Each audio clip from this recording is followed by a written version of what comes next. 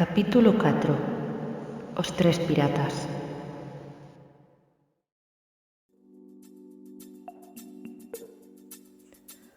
Tras percorrer medio pobo, o que seguía sen ser moi grande, posto que nunha hora podían darse 3 voltas, co calor que facía ese día e os nervios que aínda non marcharan da pel de Olivia, pasaron por diante dunha taberna, a taberna de Forbes, e ela detívose uns segundos a observala. Pois traíalle recordos de cando ia cos seus pais a celebrar algún bo atraco ou cacería.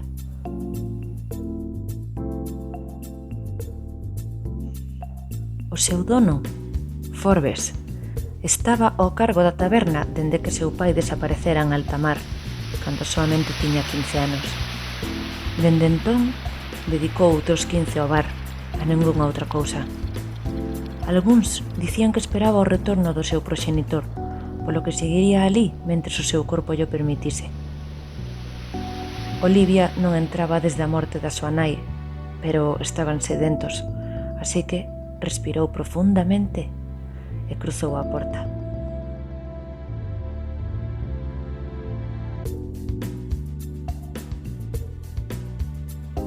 O vello tiña a cabeza apoiada na barra.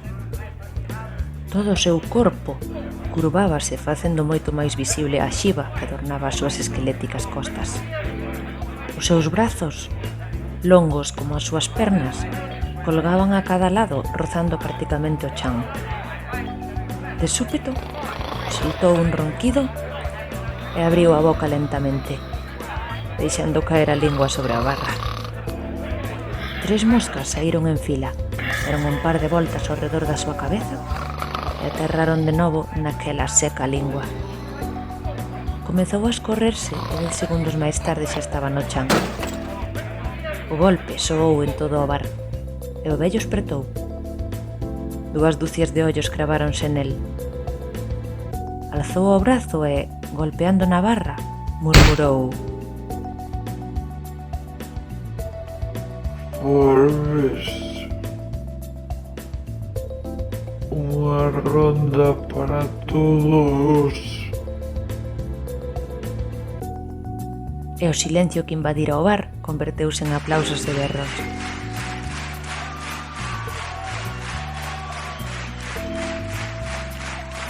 Forbes deu a volta sorrinte e colleu 10 vasos grandes entre os 3 pequenos, servindo xa estes e dispóndose a encher os primeiros. Ao dar de novo a volta, puido ver que os vasiños estaban xa baleiros. Pero, que diantres? Dubidou por un momento se os enchera ou non, pero por un deles corría unha pinga de ron. Que hai, Forbes? Olivia estaba ali sentada na penumbra da taberna e el nin se decatara da súa presencia. Un momento, eu a ti coñézote. Pois que claro, Olivia. Un sorriso instalouse no seu canso rostro. Polas barbas de Neptuno, pero moito medraches, e segue está guapa como sempre. Dame unha aperta, anda. Coa barra de por medio, abrazáronse con forza. Es idéntica a tua nai. Dixo separándose uns centímetros da moza para verlle ben a cara. Ela sorriu e deulle as gracias coa mirada.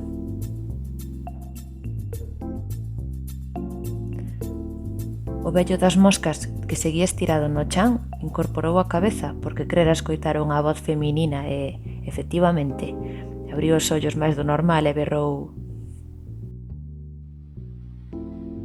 Que me parta un raio. Pero se é unha moza. E ademais nova e guapa.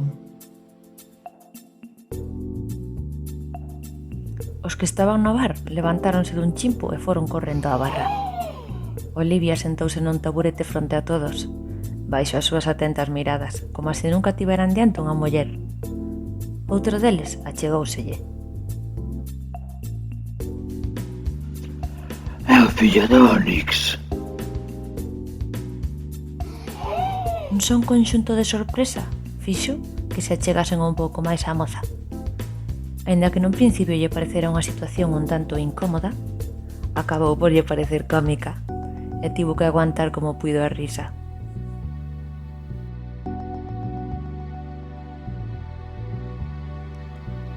Dous homes que seguían na súa mesa ao pronunciar o nome do pirata alzaron as súas cabezas. Dirixíronse unha mirada e esbozouse medio sorriso nos seus beizos.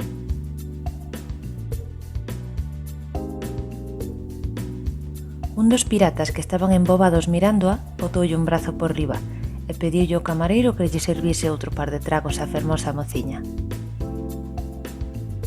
Marchando.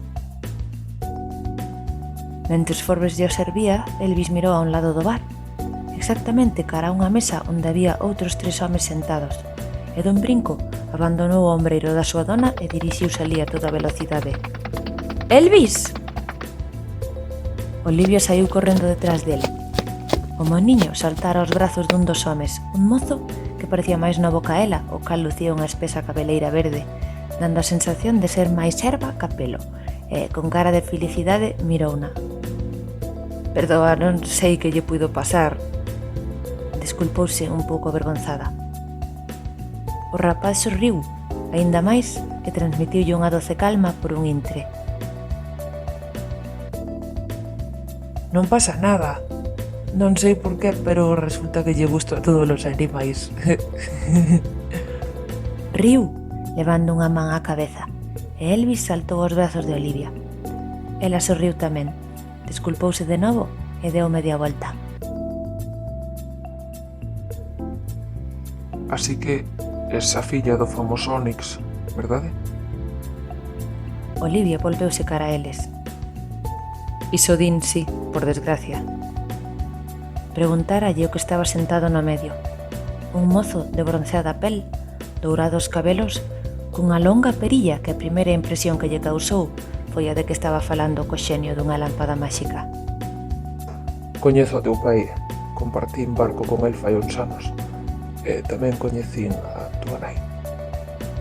Ao dicir aquelo, Olivia agarrou a cadeira que estaba sen ocupar e sentouse.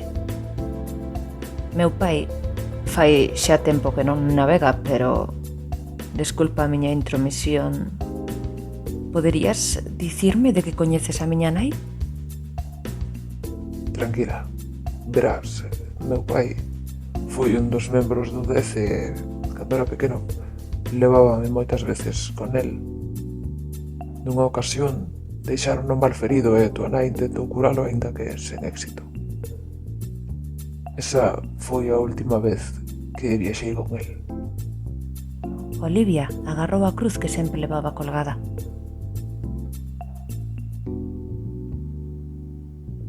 Entón, seguro que xa nos vimos antes. O mozo sorriulle e tendeulle a man. Por se acaso, son Marte. Olivia. E saudouno cun pequeno apertón. Estes son... Aberto de brazos, sinalou ao terceiro. Outro mozo coa cabeza prácticamente rapada e un parche no ollo dereito que deixaba ver unha gran cicatriz.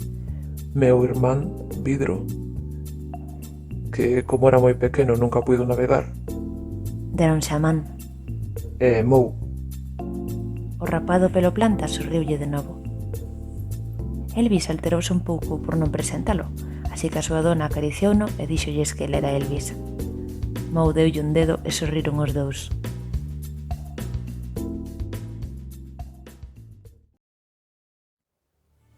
A parella de homes da mesa do lado levantouse. A rapaza non puido evitar miralos. Tiñan a mesma estatura, pero un gozaba do dobre de musculatura ca o outro, con media melena dourada, mentres que o máis delgado lucía un cabelo totalmente branco, cunha enorme cruz colgando dunha das súas orellas e con rostro máis serio ca o home louro. Olivia palideceu de golpe. Mirárona mentres pasaban o seu carón. Varias imaxes instaláronse na súa retina, ata que a última foi a dun home saltando por unha fiestra que se facía milanazos. Mirou cara atrás, pero xa marcharan. Marte estirou un brazo e tocoulle a man que tiña sobre a mesa. Atopaste ben? Vidro e Mou miráronse con expresión dubidosa. A verdade, non o sei. Os ruidosos anacos de cristal, a calor do sangue cubrindo os seus pés, a profunda voz dun home. Aqueles dous individuos despertaran na mente de Olivia as partes máis terribles daquel doloroso recordo, pero non era capaz de adiviñar o porqué.